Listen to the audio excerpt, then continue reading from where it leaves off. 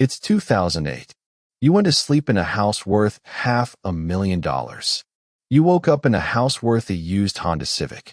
No war, no meteor, no supervillain. Just paperwork. Boring, boring paperwork that quietly ate the world economy. So what actually happened? Let's rewind to the party before the hangover.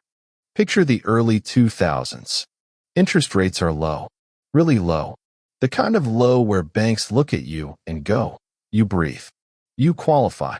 Home prices are climbing every single year, and everyone has decided, collectively, without a vote, that houses only go up. Forever. It's basically a law of physics now. So banks start handing out mortgages like Halloween candy. Got a job? Great, here's a loan. No job? Also great, here's a loan. No income, no assets, a dog and a dream? Congratulations, you're a homeowner. Wall Street even has a nickname for these, ninja loans. No income, no job, no assets. It sounds like a joke. It was not a joke. Why would banks do something this reckless? Because they weren't planning to keep the risk. They'd bundle thousands of these mortgages together into a shiny financial product called a mortgage-backed security. Slap a bow on it and sell slices of it to investors all over the planet. Pension funds in Norway. Banks in Germany. Your uncle's mutual fund. Everyone owned a tiny piece of some guy's unpaid mortgage in Florida and had no idea. To make things extra spicy, rating agencies looked at these bundles of shaky loans and stamped them AAA. AAA, the same grade as the safest investments on earth. Imagine wrapping 100 lemons together and a food inspector calling it a 5-star steak. That's the stamp of approval Wall Street was working with. And then there were credit default swaps, basically insurance policies you could buy on these mortgage bundles. Except you didn't need to own the bundle to buy the insurance. It's like being allowed to buy fire insurance on your neighbor's house. Multiple times.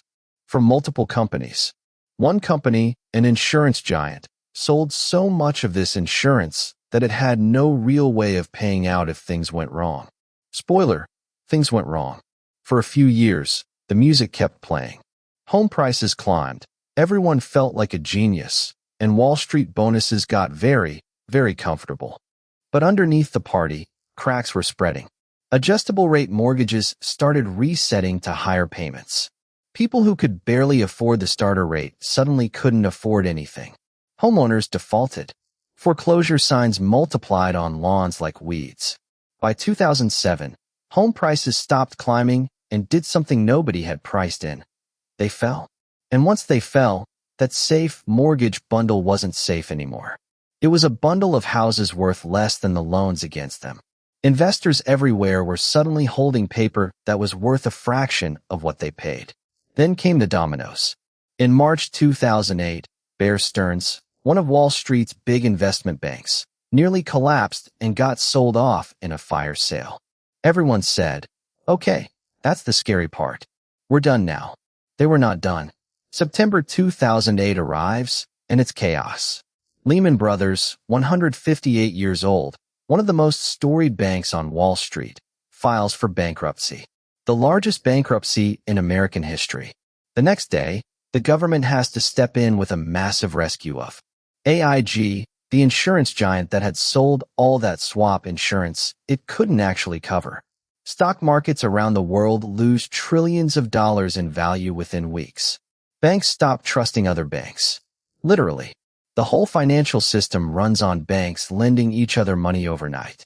And suddenly nobody wanted to lend anybody anything, because nobody knew who was secretly holding a bag of worthless mortgage bundles. Credit froze. And when credit freezes, everything downstream freezes with it. Business loans, car loans, payrolls, small businesses trying to make rent. The damage rolled out from Wall Street to Main Street fast. Companies stopped hiring, then started firing. Unemployment in the U.S. eventually doubled, climbing toward 10%. Millions of jobs disappeared. Millions of families lost homes to foreclosure, including plenty of people who never took out a risky mortgage in the first place. They just happened to work at a company that got crushed in the fallout. Governments panicked, in the productive sense of the word. The U.S. Treasury and Federal Reserve poured hundreds of billions of dollars into propping up banks that were too big to fail, a phrase that suddenly became part of everyday vocabulary. Central banks around the world cut interest rates together.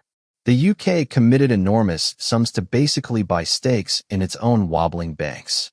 It was less a rescue plan and more a global group project nobody signed up for, graded pass or total collapse.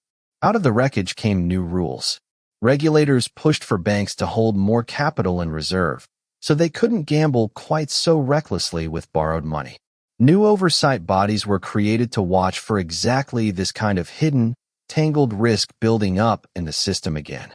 It didn't undo the damage, but it was the financial equivalent of finally installing smoke detectors after the house already burned down.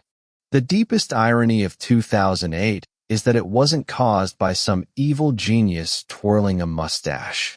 It was caused by thousands of small, boring decisions, low rates, loose lending, complicated products nobody fully understood, all stacking on top of each other until the weight collapsed the floor. Nobody planned a crash. Everybody just kept saying yes. And that's the real lesson hiding underneath all the ticker tape and bailouts. The scariest financial disasters rarely arrive with a warning siren.